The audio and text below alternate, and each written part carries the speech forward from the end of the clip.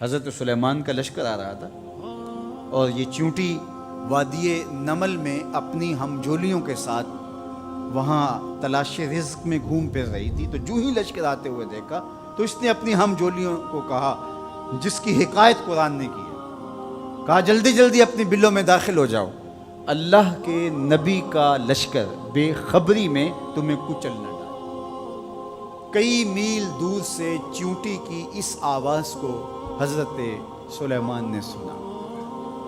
قرآن بتاتا ہے فَتَبَسَّمَ ضَاحِكًا مِّن قَوْلِهَا، اور اس چیونٹی کی اس بات کو سن کر پیغمبر کے چہرے پہ ہنسی آ گئی، مسکراہٹ آ گئی کہ یہ کیا بول رہی ہے۔ اللہ اکبر! چیونٹی کو پکڑ کے کان کے پردے پہ بھی ڈال دو تو آپ پھر بھی نہ سمجھ پائیں کہ وہ کیا بول رہی ہے، لیکن اللہ کے پیغمبر کی شان یہ ہے کہ کئی میل دور سے وادی نمل میں بولنے والی چیونٹی کو جو بول رہی ہے وہ بھی سن رہے ہیں اور اس کا جو مفہوم ہے وہ بھی سمجھ رہے ہیں۔ یہ پیغمبر کی شان ہے۔ کبھی بھی پیغمبر کو اپنی ذات پہ قیاس کرنے کی غلطی نہ کریں۔ نہ پیغمبر ہمارے جیسا ہے نہ ہم پیغمبر جیسے۔ ایک شخص نے روزہ رکھ لیا تو گرمی تھی، چلچلاتی دھوپ تھی، تو وہ بے ہوش ہو گیا، تو لوگ اس کے اوپر کپڑا تان کر کے کھڑے تھے سائے کی اور۔ تو حضور گزرے تو فرمایا کہ یہ کیا ہے؟ تو کہا کہ اس نے روزہ رکھا تھا تو اس کی وجہ سے یہ نڈھال ہو گیا۔ فرمایا کہ اس کو کس نے کہا تھا روزہ رکھا؟ وصال کا روزہ رکھا۔ وصال کا روزہ ایک روزے کے بعد پھر اسی پہ تسلسل کے ساتھ دوسرا روزہ۔ تو کہا حضور آپ جو رکھتے ہیں، تو اس نے بھی پھر دیکھ کے رکھ لیا۔ تو آقا کریم علیہ الصلوۃ والسلام میں ایکم مثلی، تم میں سے میری مثل کون ہے؟ ایکم مثلی، تم میں سے میری مثل کون ہے؟ اور ایک دوسرے مقام پہ آقا کریم نے فرمایا لستو کہیاتکم، میں تمہاری طرح نہیں ہوں۔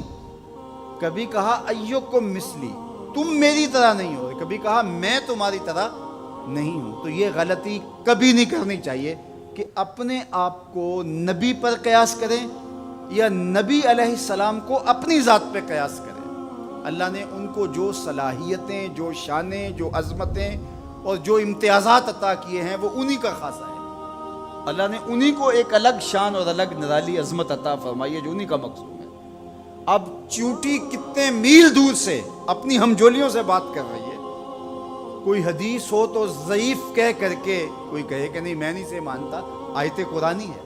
فَتَبَسَّمَ ضَاحِكًا مِّن قَوْلِهَا، چیونٹی کی اس بات کو سن کر اللہ کا پیغمبر مسکرانے لگا کہ یہ کیا کہہ رہی ہے۔ اللہ اکبر!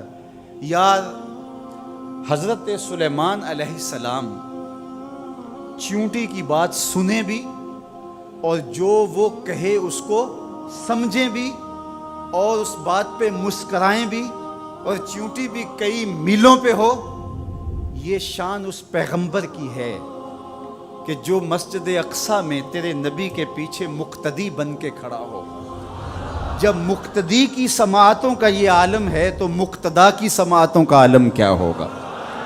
اس لیے میرے اور آپ کے آقا و مولا نے ارشاد فرمایا جو میں دیکھتا ہوں وہ تم نہیں دیکھ پاتے، جو میں سنتا ہوں وہ تم نہیں سن پاتے۔ تو جب سلیمان علیہ السلام اتنی دور سے چیونٹی کی آواز کو سن بھی لیں اور اس کی سرسراہٹ کے مفہوم کو اخذ بھی کر لیں اور اس پہ آپ جو ہے وہ جواب بھی دیں، فَتَبَسَّمَ ضَاحِكًا مِّن قَوْلِهَا، تو پیغمبر چیونٹی کی آواز کو سن لے تو مدینے والا امتی کی آواز کو نہیں سننے کا؟ تو یہ شان ہے خدمتگاروں کی، سرکار کا عالم کیا ہوگا؟ اللہ نے شان عطا کی ہے، اللہ نے عظمت عطا کی ہے۔ اب اس چیونٹی کو امام راضی کہتے ہیں قیامت تک آنے والی چیونٹیوں کا سردار بنا دیا۔ کیوں؟ اس لیے کہ اس چیونٹی کو اس بات کا علم تھا کہ اللہ کے نبی کا لشکر جان بوجھ کر ننھی جان کو بھی ضائع نہیں کر سکتا۔ یہاں ایک لمحے کے لیے رکیے اور اس مفہوم کو اچھی طرح ذہن میں اتار لیجئے، اپنے اندر راسخ کر لیجئے۔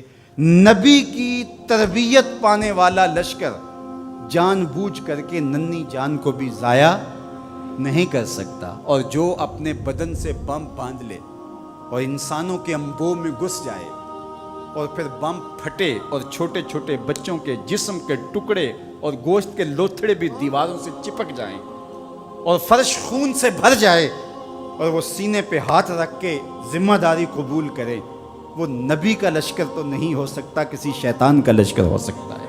تو اس چیونٹی کو اللہ تعالیٰ نے قیامت تک کی چیونٹیوں کا سردار بنا دیا۔ قرآن مجید کی 114 صورتوں میں سے ایک صورت کا نام اس چیونٹی کے نام پہ رکھ دیا۔